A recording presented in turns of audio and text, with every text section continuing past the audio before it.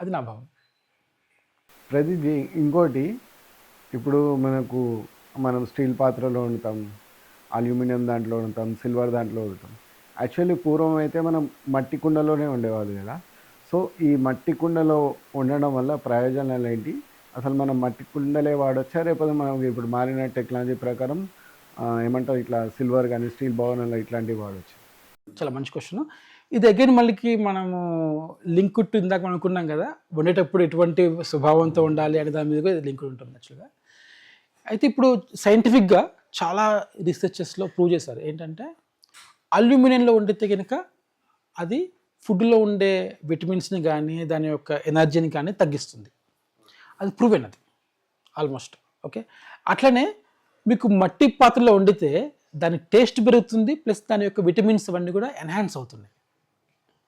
Steel దాంట్లో పెద్దగా నష్టం పెద్దగా లేదు. స్టీల్ వాటిలో వండితే, స్టీల్ కానీ ఇత్తడి వాడితే మళ్ళీ ఇత్తడి ఇంకా మంచిది, ఇత్తడి ఇట్లాంటివి ఇంకా మంచివి మళ్ళీ.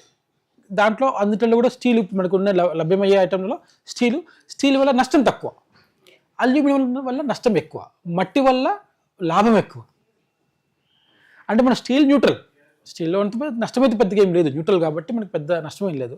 అయితే మట్టి పాత్రలో వండితే ఏంటంటే మనకి ఆరోగ్యం పెరుగుతుంది, అదొకటి టేస్ట్ పెరుగుతుంది.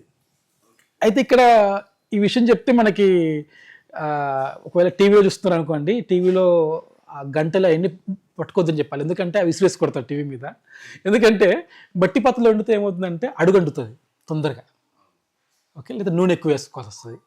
నూనె వద్దని చెప్తున్నాం, మళ్ళీ మనం నూనె తగ్గించుకోవాలనుకుంటున్నాము కానీ అడుగంటుతుంది. మరి ఇది ఇట్లాంటి ఛాలెంజెస్ ఉంటాయి, కొంచెం జాగ్రత్తగా అక్కడే ఉండి తిప్పుకుంటూ కల్పించుకుంటూ ఉండాలి. అట్లాంటి ఛాలెంజెస్ కొన్ని ఉన్నాయి. ఓకే, అయితే కొంచెం టెక్నిక్స్ తోటి ఇప్పుడు వాటిని కూడా మనము అధిగమించుకోవచ్చు. ఫర్ ఎగ్జాంపుల్, నీళ్ళు ఎక్కువ పోసుకోవాలి. నీళ్ళు ఎక్కువ పోసుకుంటే అడగంటది. ఇప్పుడు అన్నం వండుతున్నాం అనుకోండి, మట్టి పాత్రలో నీళ్ళు కొంచెం ఎక్కువగా ఉండేట్టు చూసుకోవాలి. సో పూర్తిగా నీళ్ళు అయిపోకముందే మనం బంద్ చేసుకుంటే తర్వాత దాన్ని మూత పెట్టుకొని కాసేపు ఉండాలి, అప్పుడు మీకు అది అవుతుంది. అట్లాంటి టిప్స్ చాలా ఉన్నాయి ఇప్పుడు. అది కూడా అవన్నీ ఇప్పుడు మీరు యూట్యూబ్లో కొడితే ఈ టిప్స్, రకరకాల టిప్స్ మనకి అందుబాటులో ఉన్నాయి, ఎట్లా ఉండాలి అన్నీ కూడా ఇప్పుడు మనకి ఫోన్లోనే ఇప్పుడు ఇన్స్టాలో వస్తున్నాయి, ఇవన్నీ కూడా వస్తున్నాయి యాక్చువల్గా. అది చేసుకోవచ్చు. సో ఇదొకటి. ఇంకొకటి ఏంటంటే, ఒకటేమో వండటం, రెండోది తినటం. మీరు గమనిస్తే పూర్వకాలంలో, ఈ మధ్య తగ్గిపోయింది కానీ నేను నా చిన్నప్పుడు కూడా చూశాను, వెండి కంచం ఉంటుంది, దాంట్లో మధ్యలో బంగారం పువ్వు ఉంటుంది అనమాట. బంగారంది వెండి కంచం ఉంటుంది, దాంట్లో బంగారంది చిన్న పువ్వులాగా ఉంటుంది, పువ్వు మధ్యలో ఇట్లా పెడతారు అనమాట. అది దాంట్లో తింటే చాలా మంచిదని చెప్తారు. అంటే వాళ్ళు ఒకటి చెప్పడం ఏంటంటే ఎంగిలి ఉండదు అని చెప్తారు అనమాట. అంటే బంగారం ఉంటే ఎంగిలి ఉండదు అంటారు అనమాట. ఆబ్వియస్లీ బంగారం ఉందంటే నువ్వు ఎంత ఎంగిలైనా తినచ్చు కదా ఉద్దేశం ఉంటుంది. సో బహుశా అది కూడా ఉండొచ్చు, దానికి అదేంటి అనేది ఐ డోంట్ నో. ఓకే, కానీ ఈ సైన్స్ ఏం చెప్తుందంటే, ఈ బంగారం పాత్రలో కానీ వెండి పాత్రలో కానీ తిన్నప్పుడు దాంట్లో ఉండే ఈ కొద్దిగా అంటే చాలా మైక్రో చెప్పాలంటే నానో, లేదంటే ఇంకేమన్నా దానికంటే తక్కువ ఏమంటే అవి ఆ మోతాదులో లోపలికి వెళ్తుంది. అది బాడీకి చాలా మంచిది. ఇప్పుడు మనం శిలాజిత్ అనేసి రకరకాలుగా పేరుతో ఆయుర్వేదంలో ఈ బంగారము, వెండి ఇట్లాంటి వస్తున్నాయి, దాంట్లో కూడా యాడ్ చేస్తారనమాట. అదేం చేస్తుందంటే మీ రోగనిరోధక శక్తిని పెంచుతుంది. ప్లస్ మీకు ఏమైనా డిసీజెస్ ఉన్నాయనుకోండి, మీరు ఏమైనా మెడిసిన్ వేసుకున్నప్పుడు ఆ మెడిసిన్ని అది ఇంప్రూవ్ చేస్తుంది అనమాట, దాని యొక్క ఫంక్షనాలిటీ పెంచుతుంది. ఎట్లయితే మనం తేనె వాడామనుకోండి, మెడిసిన్తో పాటు మెడిసిన్ తేనెలో కలుపుకొని తింటే ఏమవుతుందంటే ఆ తేనె లోపలికి చొచ్చుకుపోయే స్వభావం ఉంటుంది తేనెకి, దాన్ని మనకు తొందరగా క్యూర్ చేస్తుంది. అదేవిధంగా ఈ రెగ్యులర్ ఫుడ్లోనే మీరు ఈ వెండి వీటిలో తినటం వల్ల కూడా చాలా మంచిది అనమాట. ఇంకొకటి ఏంటంటే అరటాకు. మన తినేటప్పుడు అరటాకు, మీరు అరటాకు గురించి ఆలోచిస్తే, అరటాకులో తింటే ఏం చెప్తారంటే, మీరు ఎవరైనా విషప్రయోగం చేస్తారనుకోండి, ఆ అన్నం అరటాకులో వడ్డించగానే అరటాకు కలర్ మారిపోతుంది, బ్లాక్ అవుతుంది. అది అరటాక్కి ఆ శక్తి ఉంది. అంటే చూడండి, ఇది ఎంత scientific, safety, everything is together. ఇది ఫస్ట్ ఫుడ్లో ఏముంది అనేది అటాక్ తీసుకుంటుంది, అటాక్ చెప్పేస్తుంది మీకు, అక్కడ అయిపోతుంది. అటాక్ ఫస్ట్ తీసుకుని మీకు చెప్పేసింది. సో మీరు నోట్లో పెట్టుకునే లోపే అది బ్లాక్ అయిపోయింది. So you know what it is, అక్కడ ఏం జరుగుతుందంటే మనకు తెలుస్తుంది. సో ఇదంతా ప్రాపర్ సైన్స్. ఇంకోటి అరటాకులో మనం కలుపుకొని తింటాం అనేది చాలా మంచి ఇది. ఓకే, అట్లనే విస్తరాకులు. మీకు విస్తరాకు వినేమంటారు, విస్తరాకులు అంటే బయట కూడా పేపర్ ప్లేట్స్ కాదు, విస్తరాకు అంటే ఒక రకమైన ఆకుతో తయారు చేసిన ప్లేట్. అది ఇప్పుడు అది ఎక్కడ దొరకట్లేదు, లేదు అసలు ఇప్పుడు ఎక్కడ. నాకు తెలిసి ఈ మధ్యలో నేనైతే ఎక్కడ చూడలేదు మరి. ఎవరైనా ఊళ్ళలో ఉందో తెలియదు కానీ నేనైతే టౌన్లో అయితే ఇక్కడ మన సిటీలో అయితే అక్కడ చూడలేదు నేను. సో ఇటువంటివి కూడా మళ్ళీ మనం తీసుకురావచ్చు. ఇప్పుడు ఉదాహరణకి అంటే మళ్ళీ పేపర్ ప్లేట్స్ వచ్చాయి కాబట్టి చెప్తున్నాను. ఈ పేపర్ ప్లేట్స్ కూడా మనము వాడే పేపర్ ప్లేట్స్ ఏవైతే ఉన్నాయో డిస్పోజబుల్ అనుకుంటాం. ఇంటికి 10 మంది రాగానే మనం ఏం చేస్తాం, ఒక డిస్పోజబుల్ తెచ్చేసుకుంటాం. ఫంక్షన్ జరిగిన ఒక డిస్పోజబుల్ ప్లేట్స్లో మనం తింటున్నాం. దాంట్లో ఏముంటుంది, పైన మీరు లేయర్ అబ్జర్వ్ చేస్తారంటే ప్లాస్టికే. దాంట్లో మనం చేస్తాం వేడి వేడి అన్నం, దాంట్లో సాంబారు, ఓకే, మంచి ఎమ్మి ఉంటుంది కదా, దాన్ని మనం కలుపుకొని తింటున్నాం. దాంతోపాటు ప్లాస్టిక్ని కలుపుకొని తింటున్నాం. అది ఎంత డేంజర్ అది, ఇది మనం గమనించాలి. సో కాబట్టి అంటే మనము అంటే మనం ఏం వడ్డిస్తున్నాం అంటే, మనం ఒకప్పుడు ఎలా ఉండేదంటే పొరపాటున విషయంలో కనుక ఏమన్నా కల్తీ జరిగితే అది కనుక విషాహారం అయితే ఆ అరటాకు పెట్టి దాన్ని మనం టెస్ట్ చేస్తున్నాం ముందే. అది పక్కన పెట్టి మనమే పాయిజన్ కల్పిస్తున్నాం వాళ్ళకి వడ్డించేటప్పుడు. అంటే మనం భోజనాలు పెడుతున్నాం, ఒక 10 మందికి అన్నదానం చేస్తున్నాం. ఉదాహరణకి అన్నదానం దేంట్లో చేస్తున్నాం, ప్లాస్టిక్ ప్లేట్లో చేస్తున్నాం. అంటే అది పాపమా, అన్నదానం చేసిన లాభం వస్తుందా మనకి ఇప్పుడు దానివల్ల? రాదు. దాని బదులు మీరు స్టీల్ ప్లేట్ పెట్టండి. ఆ స్టీల్ ప్లేట్లో మీరే కడగండి. కాకపోతే మీకు పనులు దొరకకపోతే, లేదా పనులని భరించే శక్తి లేకపోతే మీరు కడగండి, పుణ్యం వస్తుంది. అంటే మీరు ఏదైనా ఒక ఇంట్లో గృహప్రవేశంగా ఏమైనా చేసినప్పుడు ఇంటి బయట చేతులు కడుక్కోవడం బెటరు. వెళ్ళి ఇంట్లో సింక్లో కడుక్కొని చెప్తారు, వాష్ బేసిన్లో కడుక్కొని చెప్తారు. ఎందుకు? చెయ్యి మన ఇంట్లో కడగాలని చెప్తారు అన్నమాట.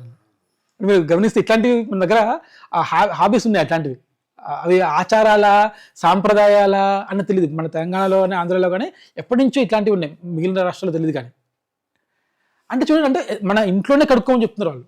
అటువంటి ఇది అంటే ఇంట్లో కడుక్కుంటే అంత పుణ్యం వస్తుంది అని మనం భావిస్తాం. అంటే మన ఇంట్లో వాళ్ళు తిన్నందుకు మనకు పుణ్యం ఎప్పుడు వస్తుంది, ఇంట్లో కడుక్కుంటే వస్తుంది. మనం ఏం చేస్తాం, బయట సపరేట్ చేతి కడుక్కోవడానికి సపరేట్గా వాష్ బేసిన్స్ అట్లాంటివి పెడుతున్నాము.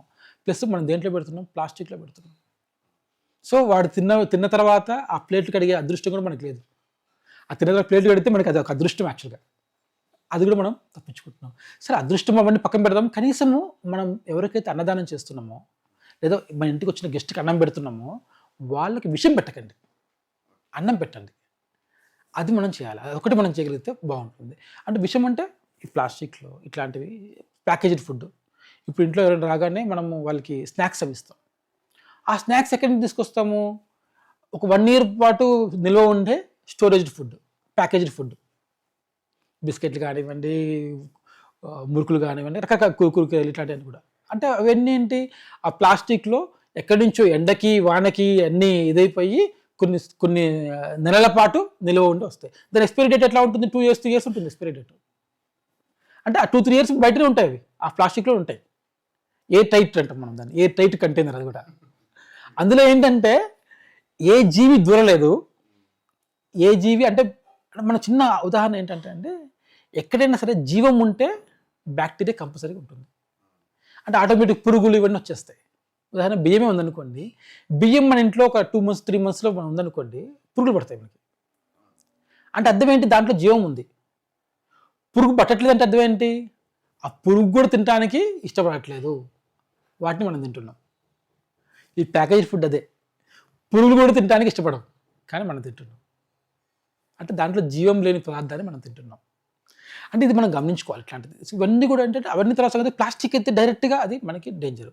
ఇంకోటి ఏంటంటే ఈ ప్యాకేజ్డ్ ఫుడ్స్కి మీకు లైసెన్స్ కావాలి అంటే, FSSAI లైసెన్స్ కావాలి అంటే ప్రిజర్వేటివ్స్ యాడ్ చేయాల్సిందే. ఆ రూల్ ఏంటి అనేది తెలియదు. ఇప్పుడు కూడా అదే రూల్ ఉంది. ఇంకా అంటే FSSAI లైసెన్స్ కావాలి అంటే ప్రిజర్వేటివ్స్ యాడ్ చేయాలి.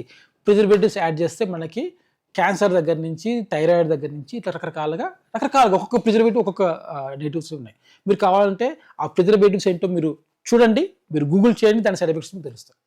ఓకే, దాంట్లో ఏమంటారంటే చాలా తక్కువ మొత్తంలో తింటే ఇబ్బంది ఏం లేదంటారు. మనం చిప్స్ ప్యాకెట్ ఓపెన్ చేసాము, ప్యాకెట్ మొత్తం తింటాం కదా, ఒక చిప్ తిన అవుతామా? ఆగట్లే కదా. ప్యాకెట్ అయిపోతుంది. మనం చిన్న పిల్లగాడికి ఇస్తే ఆడు ప్యాకెట్ మొత్తం తినాల్సిందే, ఆపలేము కూడా. ఆ టేస్ట్ అట్లా ఉంటుంది. అంటే మన చిన్నపిల్లవాడికి మనం ఏమిస్తున్నాము, వాడికి ప్రేమ, నేను చాలా ఐ లవ్ మై చైల్డ్, కానీ వాడికి ఏమి ఇస్తున్నాం, విషం ఇస్తున్నాం. Slow poison. ఇదే ఇమీడియట్ పాయిజన్ కాదు, స్లో పాయిజన్ ఇస్తున్నాం. అంటే వాడి ఆరోగ్యాన్ని హరించే విధంగా మనము ఇస్తున్నాము. తల్లి ప్రేమ, పితృప్రేమ. కొంతమంది అంటారు అన్నమాట, నాకున్న ఒకటే ఒక పిల్లగాడు, నాకు ఒక పిల్లగాడు చాలు, ఆ పిల్లగాడికి నేను మొత్తం ఇస్తా. ఏమి ఇస్తాడు వాడు? కూల్ డ్రింక్ ఇస్తాడు, చిప్స్ ప్యాకెట్ ఇస్తాడు, బయట ఫుడ్ తెప్పించిస్తాడు. ఏమి ఇస్తున్నాడు? విషం ఇస్తున్నాడు, స్లో పాయిజన్ ఇస్తున్నాడు. ఓకే, ఇదేనా ప్రేమ అంటే? అది మనం అర్థం చేసుకోవాలి. మనం ఏమి ఇస్తున్నాం వాళ్ళకి అర్థం చేసుకోవాలి.